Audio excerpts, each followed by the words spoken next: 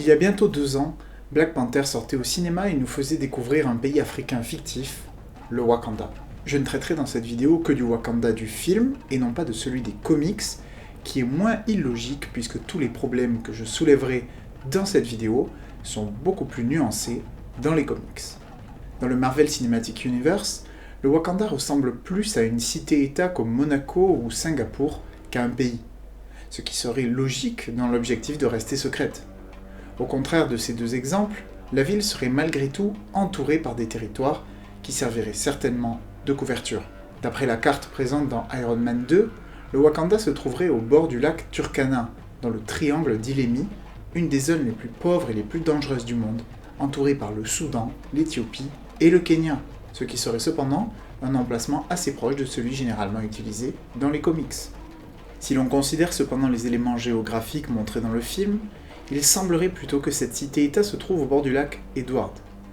Ce lac est le seul dans la région à être à la fois entouré d'une végétation importante, mais aussi dénué de grandes villes, ce qui est essentiel pour garder le secret du Wakanda. Cet emplacement n'est pas bien meilleur, au carrefour de 3 pays ayant connu plusieurs guerres civiles depuis 1965, juste au nord du Rwanda, à cheval sur la frontière entre le Congo et l'Ouganda. Mais faisons exception de son emplacement, puisque si elle arrive réellement à rester secrète, ce ne serait pas un très gros problème. Le premier élément toujours mis en avant pour définir le Wakanda est que le pays est non seulement le plus riche du monde, mais aussi technologiquement le plus développé. The Wakandans used vibranium to develop technology more advanced than any other nation. C'est un trope très souvent utilisé, l'idée d'une cité cachée et en avance sur le reste du monde, comme l'Atlantide ou Eldorado. Explorers searched for it for centuries. El Dorado, the Golden City. They thought they could find it in South America, but it was in Africa the whole time. Je vais rapidement dissiper tout espoir. Si vous pensiez qu'une société comme celle du Wakanda était possible, ce qui s'en rapproche le plus dans le monde n'est pas très attrayant. Nous nous pencherons sur plusieurs comparaisons réelles plus loin, mais si un pays avait essayé depuis plusieurs millénaires de devenir le Wakanda, ce serait aujourd'hui une version africaine de la Corée du Nord. Le premier élément que je souhaite soulever est le régime politique du Wakanda. Le fait que la seule méthode de changement de la famille dirigeante soit un combat suite à la mort du précédent dirigeant est archaïque et dangereux. En plus de motiver au coup d'État et à l'assassinat du dirigeant, ce mode d'accession au pouvoir ne considère que les capacités de guerrier et absolument pas celles de dirigeant. Cette mentalité est bonne dans le cadre d'une tribu car l'on cherche la protection, mais pas dans une immense société où le monopole étatique de la violence et l'armée viennent résoudre cette problématique. L'histoire regorge d'excellents révolutionnaires qui ont échoué à diriger. Alors, que penser d'un système encore plus primaire d'accession au pouvoir ? Ensuite, un pays dont le dirigeant possède les pouvoirs exécutifs, législatifs et judiciaires est un très mauvais signe, comme nous le montrent aussi les expériences du passé. S'il existe certes un conseil formé par les chefs des différentes tribus, il ne semble exister aucun véritable contre-pouvoir au roi, auquel il est en plus donné les pouvoirs surhumains du Black Panther. Cela lui assure ainsi une supériorité sur tous les guerriers du pays. Lord Acton disait que le pouvoir corrompt et le pouvoir absolu corrompt absolument. La conséquence de cette nette supériorité physique et de l'absence de contre-pouvoir est présente dans le film. Killmonger démontre parfaitement le problème de ce fonctionnement. Si le pays entre dans une guerre civile, c'est uniquement grâce à un concours de circonstances suivant la survie de T'Challa. Sans cela, le Wakanda allait déclarer la guerre aux États-Unis. Le Wakanda est une dictature, et c'est le régime dont il est le plus facile d'abuser. Il existe des dizaines d'exemples de dictateurs ayant profité de leur position ou qui étaient simplement mauvais. Dans tous les cas, la population en a subi les frais. Les rares dictateurs du siècle dernier n'ayant pas fait effondrer l'économie de leur pays sont ceux qui ont limité leur contrôle dessus et l'ont ouvert au marché. Parmi ceux-ci, on peut évoquer Deng Xiaoping, Chiang Kai-shek, le roi Idriss ou encore Lee Kuan Yew. Le Wakanda est, au contraire, isolationniste. S'il ne fallait retenir qu'un élément pour soutenir que le développement de la cité-État est impossible, ce serait bien celui-ci. Contrairement aux comics où le pays n'était isolationniste que depuis quelques décennies et faisait tout de même un peu de commerce, les films disent clairement qu'il n'y a pas d'échange avec l'étranger. But as Wakanda thrived, the world around it descended further into chaos. To keep vibranium safe, the Wakandans vowed to hide in plain sight, keeping the truth of their power from the outside world. Shuri, comme T'Challa, explique que toute la technologie et la richesse du Wakanda proviennent uniquement du vibranium. There's vibranium on those trains? There's vibranium all around us. That's how I healed you. A technological marvel, all because it was built on a mound of the most valuable metal known to man.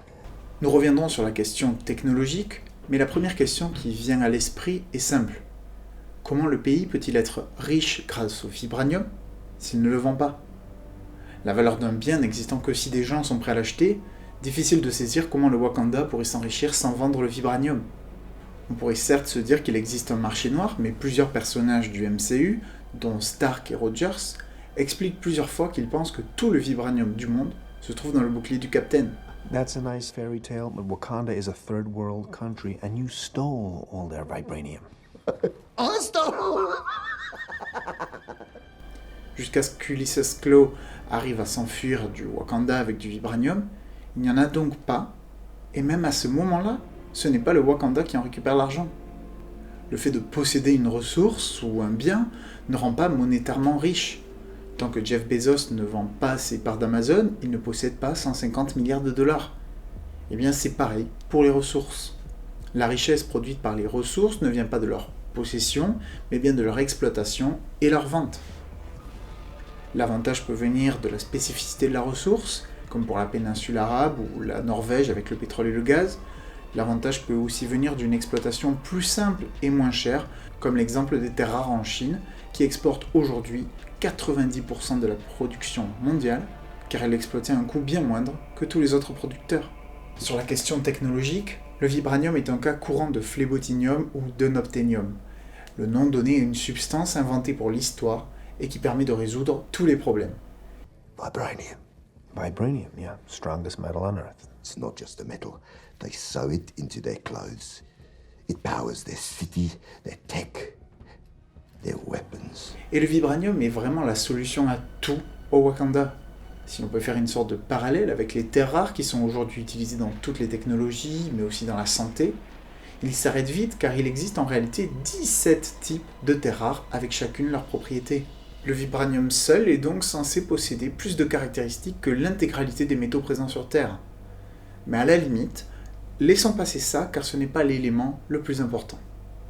Le problème avec toutes ces applications est le fait qu'un royaume de 6 millions d'habitants, soit seulement 1/10 de la France, soit capable d'avoir suffisamment d'experts afin de développer toutes les possibilités du matériau. C'est un des intérêts de la spécialisation et des échanges économiques qui permettent à chacun de devenir un expert d'un domaine et répondre à des besoins spécifiques car il y a un intérêt à le faire. Sans des expériences différentes, de nombreux usages ne seraient pas inventés car il n'y aura pas de raison suffisante pour en justifier la recherche. Les échanges commerciaux apportent une augmentation du nombre possible de partenaires et donc de besoins, ce qui permet l'apparition de nouvelles techniques et connaissances. Même un pays comme la Chine, qui représente 1/5 de la population mondiale, en a bien compris l'intérêt, en récupérant d'abord d'innombrables brevets et connaissances, puis désormais en établissant les nouvelles routes de la soie afin de faciliter les échanges. Ce n'est pas pour rien qu'elle était si puissante avec ses premières routes et qu'elle est devenue si faible avec la planification de l'économie. Il n'y a à mon avis aujourd'hui que 2 exemples de pays qui pourraient vivre en autarcie et malgré tout se développer technologiquement. Les USA et l'Inde, encore qu'ils ralentiraient tous les deux énormément dans un premier temps. Mais surtout, et c'est là que Black Panther devient complètement surréaliste, c'est l'idée qu'une héritière de la famille royale, à peine majeure, aurait créé la majorité de la technologie du Wakanda.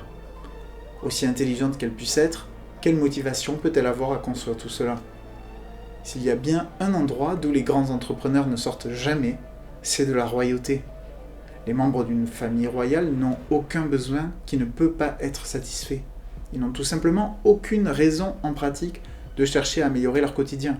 La même chose s'applique d'ailleurs à Tony Stark, qui est l'héritier d'une immense entreprise. Son cas est cependant un peu moins grave puisqu'il a eu de véritables raisons scénaristiques à travers les films Marvel. Mais au-delà de cet élément, l'idée qu'un génie qui résout seul des problèmes et développe de nouvelles technologies puisse exister est complètement fausse. Ce sont des équipes entières qui travaillent aujourd'hui sur les nouveaux projets technologiques. Une fois encore, cela vaut aussi pour Stark, bien que Spider-Man Far From Home ait montré d'anciennes équipes de Stark. C'est à ce moment-là que vous pensez peut-être à une solution, l'espionnage économique. Les espions peuvent faciliter des recherches ou aider à prendre certaines décisions, mais ce n'est assurément pas un remplacement suffisant à l'économie de marché. Le premier problème est sa taille. Dans les pays occidentaux, des dizaines de startups se lancent tous les jours et il est impossible pour un espion d'avoir accès à toutes. Chaque personne est aujourd'hui devenue un innovateur potentiel alors que les grandes entreprises innovent de moins en moins. Il est impossible d'espionner une population entière. L'innovation ne fonctionne en plus souvent pas comme on l'imagine. C'est l'ensemble des expériences des personnes qui y contribuent qui permet de donner vie à cette innovation. Facebook n'aurait peut-être jamais fonctionné si Mark Zuckerberg n'avait pas lancé FaceMash pour permettre aux étudiants de son université de se noter entre eux sur leur physique. Avec Facebook, Zuckerberg a trouvé un besoin qui n'était pas rempli ou pas de façon optimale, au moyen de partager facilement sa vie, d'abord de façon sélective avec les universités, puis avec ses proches et finalement le monde entier, une fois le système libéré. Beaucoup ont depuis essayé de copier cette recette, mais aucun n'est arrivé à tuer Facebook. Ceux qui s'en sont sortis ont repris le concept de base du réseau social, mais en l'appliquant à d'autres besoins spécifiques. Twitter pour l'échange d'informations, Instagram pour les photos, ou encore Snapchat pour snapper. Quand l'innovation se fait sur des bases présentes, sur lesquelles on trouve un besoin qui n'est pas assuré, il est difficile pour des espions de trouver cet élément avant que le produit ne soit déjà très avancé, surtout quand de nombreux groupes complètement différents travaillent dessus. Ensuite, la quantité possible d'espions étant limitée, la priorité des dirigeants envoyant des espions à l'étranger tourne généralement autour du militaire. Ils préféreront des informations sur des missiles à celles sur des technologies civiles. Or, si le militaire est généralement le premier domaine d'application de nombreuses technologies, ce passage est beaucoup moins utile si ces technologies ne sont pas développées par le pays lui-même, car il sera très difficile de les transposer ensuite à un usage civil sans avoir toutes les connaissances acquises. Dans tous les cas, il est impossible de gagner une course comme cela, puisque par essence, les espions ne peuvent récupérer que des technologies déjà développées. Enfin, ce mode de fonctionnement a été essayé par les régimes socialistes, notamment l'URSS et la Chine. Les soviétiques avaient envoyé d'innombrables espions qui rapportaient des technologies à la mère patrie. Pourtant, l'immense majorité des copies étaient d'une qualité notablement inférieure à leur version d'origine.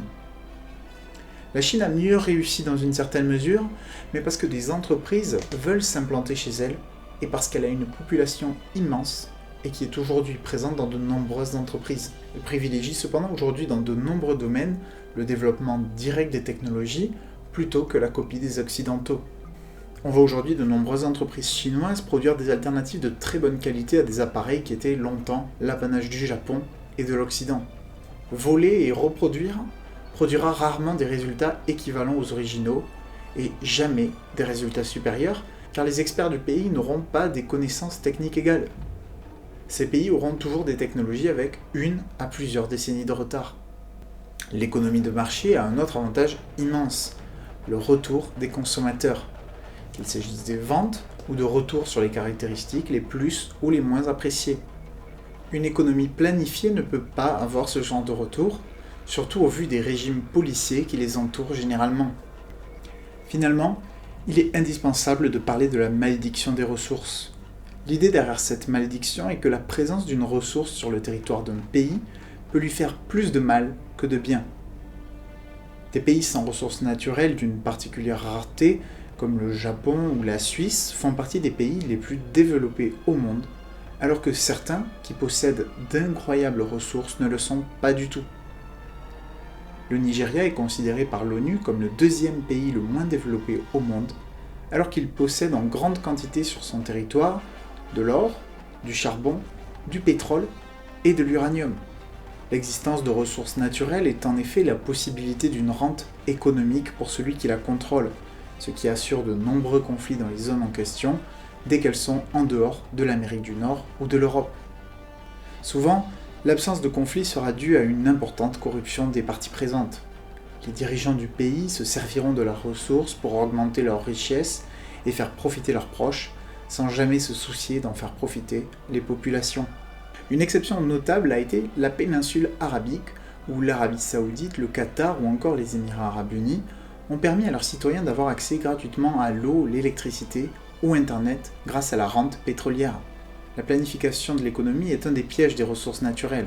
Quand un pays axe son économie en immense majorité sur celle-ci, si le prix chute ou qu'il y a des problèmes pour exporter, le pays en souffrira énormément. Il est difficile de voir un exemple plus évident que le Venezuela tant il a fait l'actualité. On a là-bas un combo gagnant, corruption, économie planifiée et pétrole en abondance qui a mené sans surprise à la situation actuelle du pays. Mais ce ne sont évidemment pas les seuls. Je vous ai parlé plutôt du Nigeria qui possède d'immenses ressources en uranium, en pétrole, en charbon et en or. Le vibranium peut retourner d'où il vient face à un tel combo. Pourtant, le pays est le deuxième le moins développé au monde. Le Congo avec le diamant ou l'Angola avec le diamant et le pétrole sont dans la même situation que le Nigeria. Ces pays ne semblent pourtant n'avoir rien en commun avec le Wakanda. Si l'on cherche des inspirations pour le Wakanda, on peut faire une liste de quelques éléments. L'aspect secret de la Corée du Nord, une monarchie absolue avec diverses tribus comme au Lesotho, un pays africain exploitant un minerai et au régime politique assez stable comme le Botswana, une société très avancée technologiquement comme le Japon ou la Californie. Cela dit, si l'on met tous ces éléments ensemble, il y a bien un pays qui me rappelle le Wakanda, en cela qu'il est à la fois très homogène ethniquement, il s'est isolé de ses voisins, il est à la pointe de la technologie et il a une économie développée. Ce pays, c'est Israël. L'autre pays auquel le Wakanda peut faire penser serait la Corée réunifiée. Il suffirait que Kim Jong-un accepte de devenir le Red Tiger et de garder le système économique de la Corée du Sud, et voici un Wakanda asiatique. Deux conditions certes un peu surréalistes. Le Wakanda ne possède donc aucune institution politique ou économique indépendante du roi, et à même de prendre des décisions.